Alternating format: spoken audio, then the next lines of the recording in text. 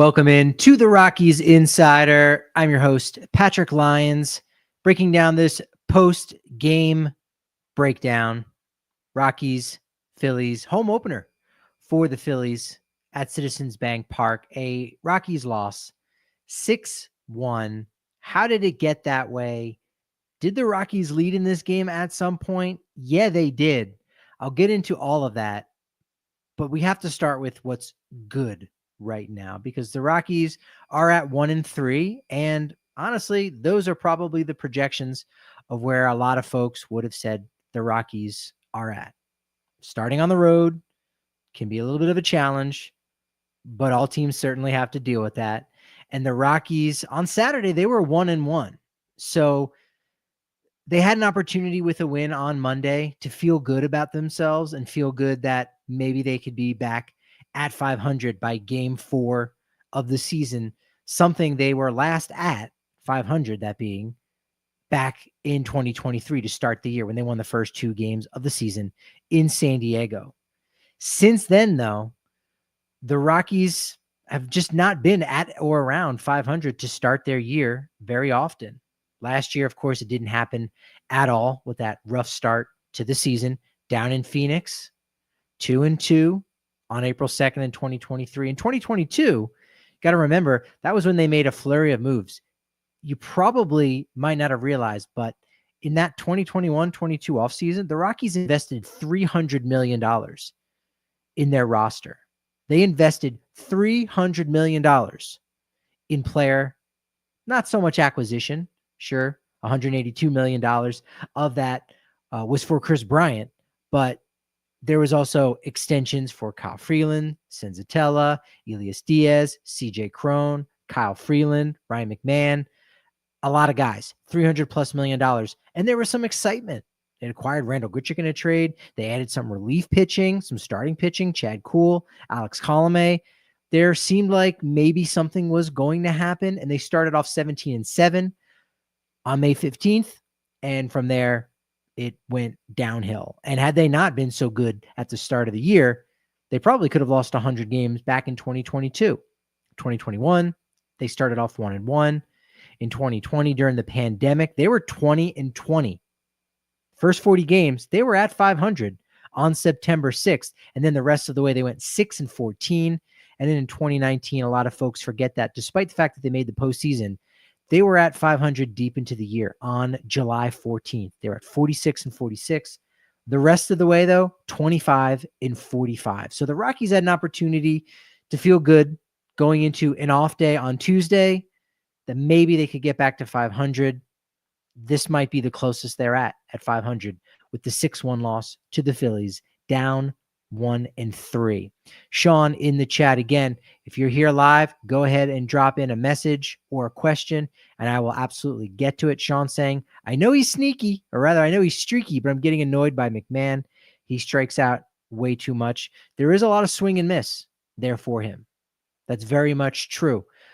But McMahon, at least early on in the season, he does start off well. He is a guy that very much can catch fire. I mean, he was an all-star last year, mostly due to what he was able to do the first 2 months, 2.5 months of the season. From there, it went down. It was really bad. There was that spot in the 3rd inning. I'm sure that Sean is someone alluding to, where you had Jordan Beck walking with 1 out to get a rally going. Brenton Doyle with a single. He was great at the plate today. And then with runners on 1st and 2nd and only 1 out, Rockies couldn't do anything with that. Tovar ended up grounding out, so the runners advanced, but then McMahon down on 3 strikes, all in the same general location there in the 3rd inning, his 2nd time seeing Christopher Sanchez. So sure, that can be frustrating to get that, right? Ryan McMahon, though, think about this. He actually reached base safely 4 or more times in 2 consecutive season openers. He did it back in 2024, did it again this year, and it's only the 3rd time in franchise history any player had done that. Now, Rockies only end up getting 1 win out of those performances, or rather 2 wins. one win in 2024, but 2025, they lose on opening day. They win that second game. Joe Girardi and Dante Bichette also did that. In the chat, Mikey saying Germán was lights out. The bullpen was, I'll just paraphrase, they were not. Johan wanting to know, what is it going to take to get this bullpen going? That is a great question that I will be answering. Jeff, love how our starting pitchers are playing. Hopefully bats heat up. Just sell the entire bullpen. Position players can't be any worse. Isaac, the homie, what's going on? What up with you? Yeah, starting pitching. Look, that's the good. Let's focus on that for right now. Is the good for the Rockies. It's been the starting pitching. 2 runs by Ryan Feltner on Sunday is it. That's all. In 4 games, the Rockies starting pitchers have allowed only 2 runs, both earned, but only 2 runs. Their starters went 8 straight games, allowing 2 or fewer earned runs to begin 2020. And again, they were 20 wins, 20 losses, somewhat deep into that pandemic shortened season. Can they do that again? It's going to certainly give them a chance to win if they can be in every single one of these games. They could have won every game in Tampa, and they could have won the game on Monday. Rockies entered Monday with a 1.17 ERA to begin the year, 3rd best among starting rotations in all of baseball, and it got even lower because Germán Márquez was on point. 6 shutout innings. He looked incredible. Gave up 4 hits, didn't walk a batter, struck out 4. Not bad for a guy making only his 2nd regular season start in 705 days. Think about that. He made that 1 start back in 2024. And before that, his last outing was in Cleveland. I think it was April 26th of 2023. So Márquez, very efficient too. 43 pitches through the first 4 innings, only had 1 strikeout. That was something interesting that I think was touched on a little bit by some of the broadcasters, whether it was the radio or TV side of things. Márquez pitching to contact a little bit more. That actually could benefit him in a big way. Go back and even look at spring training. He only struck out 10 batters during the Cactus League in 15 1/3 innings pitched, much lower than a lot of his previous spring training performances when he was healthy. So pitching the contact, still throwing 95, 96 mile an hour, which is typically where he sits. There was a sinker at one point that he threw at 97.6 miles an hour. Great just performance in general by Germán Márquez, who deserved a lot better. 83 pitches for him, 58 were strikes. So he went a little bit deeper. Certainly you would have liked to have seen Kyle Freeland do that on opening day, getting to 67 pitches in 6 innings. So a lot more efficient by Freeland. And yet, again, we know what happened on opening day. So just a great job by Márquez. And it's nice to see a little bit of a course correction, because you thought maybe after the 5th, he wasn't going to come out for the 6th, but he does end up doing that. So that was just really solid to see. In the chat, interested to see if the success between the rotation and bullpen will swap. Still plenty of dogs in the pen. Absolutely. And that's how you win games. Everybody has to be doing their part at the same time. But when you have one of the legs of your 3-legged stool, that being offense, starting pitching, relief pitching, and throw in defense in there as well, right? That's a 4-legged stool. Defense, offense, starting pitching, relief pitching. That's your 4-legged stool. And when you've got one of those stools, you get that leg kicked out from underneath you, and another one is still a little bit questionable at best, you're not going to be able to hold your own weight. You're going to lose a lot of games. Everybody has to be doing their part. And if the bullpen is struggling, if the bullpen isn't doing what they need to do, go back and look at the track record back in 1995, when it didn't matter if the bullpen imploded, because they had the Blake Street Bombers to go out there and get those runs back. So if you have one of those legs of the stool that's really weak, you need another one to step up that much more, and not just be good. It has to be great. The Rockies are missing out on that greatness. That's one of the things that they need to find in 2025. They need a superstar.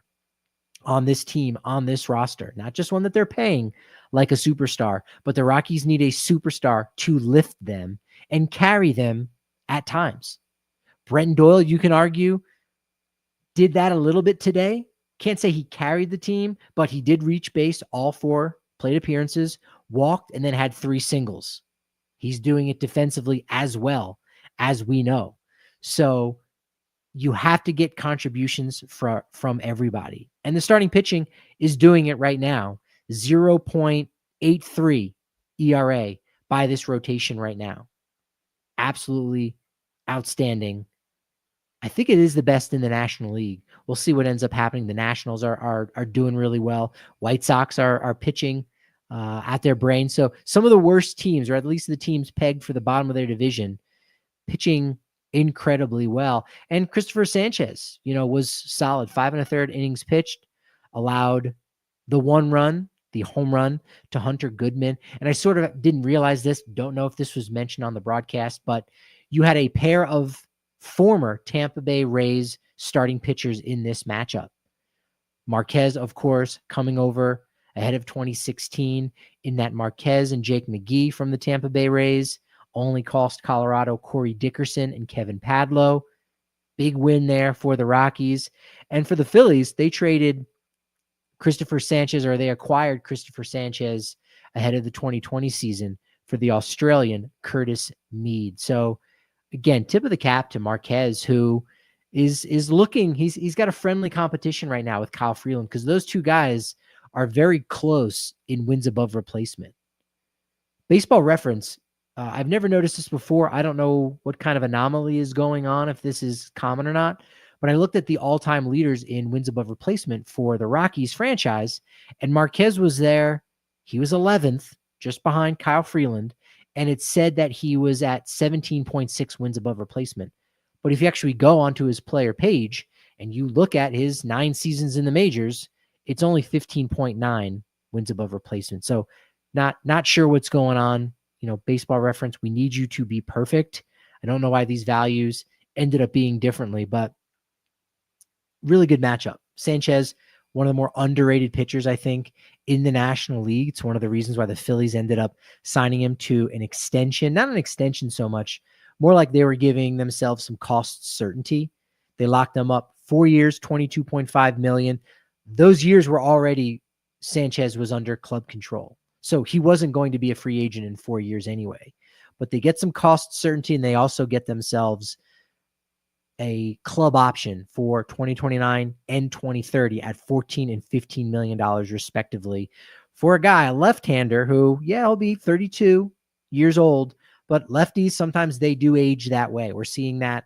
We saw that, I should say, with Austin Gomber a little bit last year, maybe starting to age like a fine wine. So Sanchez, don't sleep on him. 5.5 wins above replacement over the last 2 years. An all-star in 2024. Was solid. 5 innings pitched, only gave up 2 runs in the NLDS against the Mets, and 7 strikeouts. He looked really solid for the Phillies. No decision for him in the Rockies' 6-1 loss to the Philadelphia Phillies. Let's talk about the lineup. Lineup construction. I think the lineup construction has been good. Maybe it could be better. Maybe not.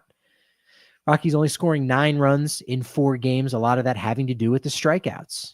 They struck out 13 times on Monday. They're at about the 30th percentile. They're striking out 30% of at-bats, which is amongst the worst in all of baseball. We'll see what happens after Monday's games if they end up being the worst. But they've got to be able to put the ball in play at times to try and make something happen, especially a team like the Phillies that are known for being poor defenders. The Phillies are very well known at not being able to do the best. They are the antithesis of the Rockies in many ways. And Edmundo Sosa starting at shortstop, he's a solid defender there, but there are question marks all around that infield. You do not have the defensive prowess that the Rockies have in their infield and outfield at times. So putting that ball in play becomes critical. The thing you do like to see, certainly not the same level of good as Márquez, that takes the cake, that's at the top, but the other lowercase g good from today's game and from the lineup construction was the fact that Hunter Goodman stayed the cleanup hitter He was hitting fourth on Sunday with Kris Bryant getting the day off. Bryant back at DH, Goodman back behind the plate. So he started all 4 games, and he stayed the cleanup hitter. That ended up paying off. Bryant and Toglia, they backed up 1 spot in the lineup. And Goodman there in that, it was the 6th inning, hits that solo home run that ended up, it was the difference at the time. It did give, in the top of the 6th, a 1-run lead for the Rockies against Christopher Sanchez at that point, 405 feet just to the right of dead center. It was a spot that ball actually would not have been a home run at Coors Field. If you go to Baseball Savant, would have been a homer in 24 of 30 ballparks. That one, 415. It's 415 feet in that spot. That's not exactly right center, but it's just to the right of center field where the Bridich barrier kind of, takes its turn towards center field. So wouldn't have been out in Denver, but it was. Gave the Rockies a little bit of a lead, and you felt good about that. Felt a lot better because Kris Bryant was 0 for 2 to start the game. So he is now 0 for 12. I tweeted about this, of course, at Patrick D. Lyons or at Patrick D. Lyons MLB. He was 0 for 9 to start the season with 4 strikeouts. Did walk in his next 2 plate appearances. Keep in mind, you did have Bryant starting off his season last year, 0 for 18, before finally getting his first hit. Still looking for that first base hit. Kris Bryant is. Behind him, Michael Toglia, not much better. You could argue a little bit worse. He does have a base hit to his name, but Toglia, he's got 1 hit in 15 at-bats. He struck out 8 times. So more than half the time, Toglia is striking out. That being said, he stays at first base. Drop him to 7th if you want. That's fine. But he is your first baseman. You're going to deal with that. You are absolutely going to deal with that, especially because his defense has been so strong. You saw Farmer at second base with Tyler Freeman somewhat day-to-day after getting hit during Sunday's game against the Rays. Sean Bouchard, with his first start, only had that 1 plate appearance over the weekend. Martini began the game on the bench with the left-handed starter on the hill. We're seeing that platoon that Buddy is going with, and that is going to work more times than not. Martini entered the game later on, had a nice outfield assist. Colorado now at 2 home runs. That is now 1 more than the Houston Astros and the Mets, who only had 1 home run over the weekend. So you can feel a little bit better about that now. Now the Rockies on pace for 81 home runs this season. Aaron Judge still on pace for 214 in the 2025 season. Again, both those numbers are going to change. In fact, they're more likely to flip-flop, very much so. I don't think Judge is going to hit 81 home runs, and I don't think the Rockies are going to hit as many as 214. In the 5th inning, there was another spot that you could have had some clutch hitting come through with Beck again starting another rally, 2-out rally in the top of the 5th with a single. Doyle singled as well. Tovar ended up unfortunately flying out to end the threat. And then the bad. This was the bad of the game. This is the reason why the Rockies ended up giving up those 6 runs so late in the ball game over the 7th and 8th inning. The bullpen health was pretty good. The only guy that was, there was 2 players that were going to get the day off. One was Jake Bird after throwing 32 pitches and 2 1/3 innings pitched on Sunday.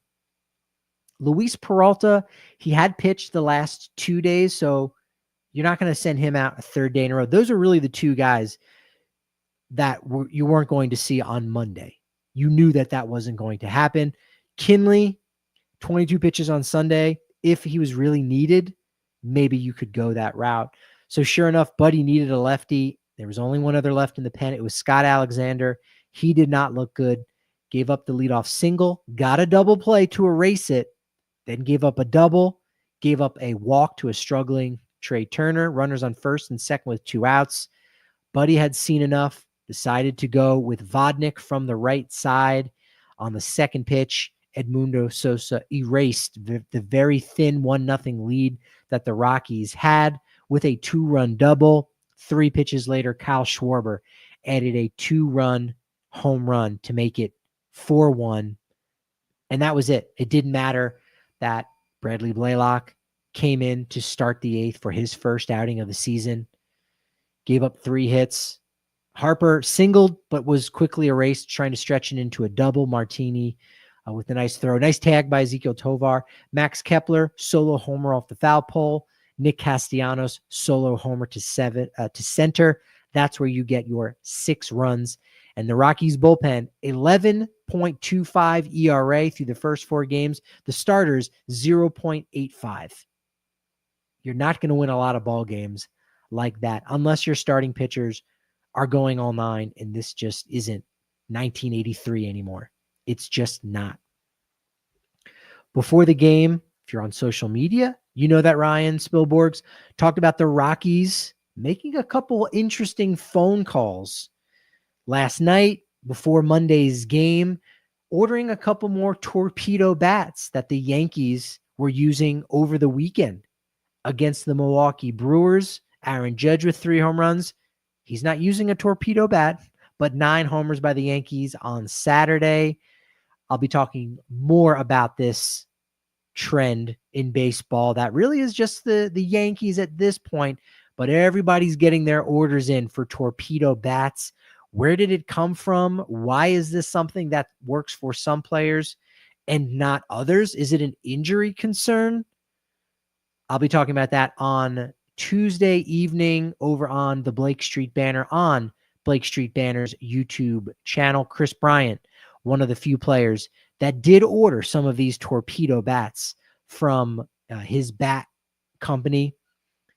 MLB notes, former Rocky Jurickson Profar reportedly about to miss a lot of time in Atlanta. It's going to be, I want to make sure I get this right. Don't want to slander, but he is going to be suspended 80 games as he has tested positive for a banned substance. He signed that 3-year deal this offseason after playing really well. He was an all-star last year with the Padres, gets that 3-year deal from Atlanta, and has a press release. I apologize to the entire Atlanta organization, my teammates, the fans. And you, of course, have to question that big season he had in 2024, how much of that had to do with the fact that he was using a banned substance maybe for parts of last season. And now he is going to miss the next 80 days. And Atlanta now, no Profar, no Ronald Acuna Jr. as he waits to return from that ACL surgery last year, and no Spencer Strider out with Tommy John, or rather an internal brace surgery. He could be back by the end of the month. So Atlanta, man, talking about kicking a team when they're down 0-4, a 4-game mopping at the hands of the Friars in San Diego. And to make matters worse, who does Atlanta play next? The Los Angeles Dodgers, the 5-0 Los Angeles Dodgers. So Atlanta, rough start to their season. I would not be counting them out just yet. I would count on them to stay down, actually, for the next couple weeks. They may stay down, but I wouldn't count them entirely out. I wouldn't fully count them down, even when we get to the point in 2-3 weeks in which they're struggling and they've got a 300 winning percentage now 3-4 weeks into the season. They, just like the Astros, know how to win, and that is an intangible that you just can't teach. You just can't do that. You have to have that ability in order to know what it takes to get it done, to get over a hump, to finish out a game, and to win ball games. It's a bottom line. It's an intangible that not every team has. They need to learn how to do it first, and then they can tap into it. The Dodgers know how to do it, and they absolutely can tap into that. The Astros, as an organization, as a team, those guys knew how to do it last year after their rough start. And I think Atlanta knows how to do that. And you've got other teams that, despite talent that they've got on their roster or talent that's waiting to break out, they just can't find a way to get it done. That very well could be a descriptor of the Colorado Rockies right now. Rafael Devers, there was a day game in Baltimore, the opener of Camden Yards. He was 0 for 4 again. Rafael Devers has struck out 15 times in 19 at-bats so far this season. Back in 1995, Tony Gwynn had 15 strikeouts the entire season.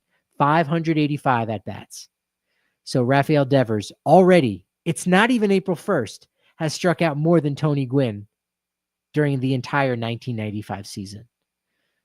That's baseball in 2025. Did you also see the jersey sales? This is the last thing I'll talk about before getting out of here. Tuesday night show over on Blake Street Banners channel on YouTube. Most popular MLB jerseys. This was based on sales data from the Fanatics sites, including the MLB shop. Since the World Series ended, the top 20 jersey sales, there were 5 Dodgers on this list. Probably not a surprise, although one of the names I think was 2 Yankees, 2 Mets. Not a surprise. Maybe you would have guessed more, but no. 2 Yankees, 2 Mets, 2 Padres, and a bunch of other teams with 1 representation, including the Pirates, thanks to Paul Skeens, first Pirate on the top 20 jersey sales since Andrew McCutchen in 2016. You also have only the second time ever that 2 Japanese-born players rank in the top 10. Back in 2012, you had Ichiro Suzuki and Yu Darvish. Of course, number 1 is Ohtani. Number 2, Freddie Freeman. How about that? Juan Soto of the Mets, who was on the Yankees at the end of last season when the World Series ended. He's number 3. Mookie Betts from the Dodgers. So 3 of the top 4 are Dodgers. Number 5, Aaron Judge of the Yankees. Number 6, Francisco Lindor of the Mets. Number 7, Bryce Harper of the Phillies. So top 7 is all about the coasts. All about the coasts. Altuve at 8, Acuna Jr., and then number 10 is Yamamoto. So you've had 4 Dodgers in the top 10, 5 with Clayton Kershaw in the top 11. So I added wrong. There's actually 6 Dodgers. Who's number 6? Who's the surprise? At number 16. So ahead of Corey Seager of the Rangers, ahead of Bobby Witt Jr. Come on, that blows my mind. Ahead of number 18, Bobby Witt Jr. of the Royals. Ahead of number 19, Anthony Volpe of the Yankees. And ahead of number 20, Manny Machado of the Padres. The Bobby Witt one surprises me. How is he not in the top 15? But at number 16, ahead of those 4 names I just ran off, is Kike Hernandez of the Dodgers. Kike Hernandez is number 17. I'm surprised. I'm sorry, but I am surprised. Not even Roki Sasaki breaks in the top 10. Tatis was there at number 12. Ellie for the Reds. Gunnar of the Royals. Skeens at 15. So the 3 guys on the cover of the MLB The Show, 13, 14, and 15. Interesting. Going to be a while until we see a Colorado Rocky on that top 20 jersey sales, because again, it's not just support from fans of that team. It's guys who've got swagger. I mean, Kike Hernandez, a lot of swagger. So boom, his jersey's in the top 20. And then you've got superstars. You've got guys that fans love to root for. And right now, the Rockies don't really have one of those candidates. Brenton Doyle's probably going to be the closest to being that household name that is flashy, that is sexy, that maybe could become a superstar. Tovar is right there with him. That's one of the biggest things that the Rockies need to find this year. It's not just give opportunity to those young players, which they will eventually. They are going to do that eventually. As frustrating as it might be for a lot of you out there that those opportunities weren't afforded those young players early on, right? Zach Veen really being the one guy, Chase Dollander as well. Everyone else, I think you can understand that you're kind of okay with those guys not starting the season. But because of the momentum that Dollander and Zach Veen had in spring training, you would have really liked to see that capitalized upon just a little bit. I think you're going to end up seeing them. So, what changes can be made to the lineup? What changes can be made to the bullpen? Not a lot. There are guys down in AAA. The Rockies do have their reliever depth. Now, there are certain guys that you can't option down to the minors. And there's also the concept of bringing in the right reliever at the right time. So the Rockies may have all the best relievers right now on that roster. There are 9 relievers that they do have. Again, no number 5 starter. So they've got an extra reliever right now. For the rest of the season, it's going to be 8. But they might have the right 9 guys right now. It's just how you deploy them. So when the time comes, when you got some guys that are gassed and really just seem like they don't have it, they've got players down in AAA that you can call upon to bolster that bullpen. As far as the lineup's concerned, Zach Veen is down there waiting in the wings. Adael Amador, Yankiel Fernandez possibly. Sam Hilliard is there. He did end up clearing waivers. So he is now with the Albuquerque Isotopes as, again, further depth piece. But Rockies, this is part of the issue of that offseason and of this spring that I've been so critical of. The Rockies do not need depth pieces. They need to find stars. They need to find young, everyday regulars that are going to be a part of their next contender, not guys that are just going to be around for right now. They need to find the players that are going to get them to that next step. And that next step is playing 500 and being a postseason club. And they're still 2 years away. They've been perpetually 2 years away since 2021 when they traded Nolan Arenado.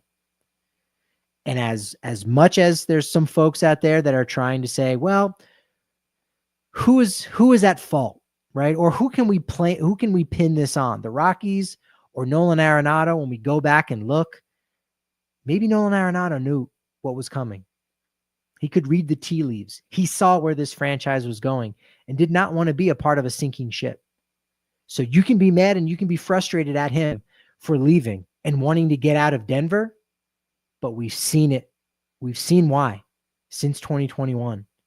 We've seen why this is an organization that is still trying to figure out how to win and trying to put together a game plan as to how to structure their roster so that they do have the guys necessary to win ball games and try to get to at least 80 wins. They haven't had it since Nolan Arenado left because he simply didn't see it coming to fruition with the people that were in charge and running the team. Bottom line.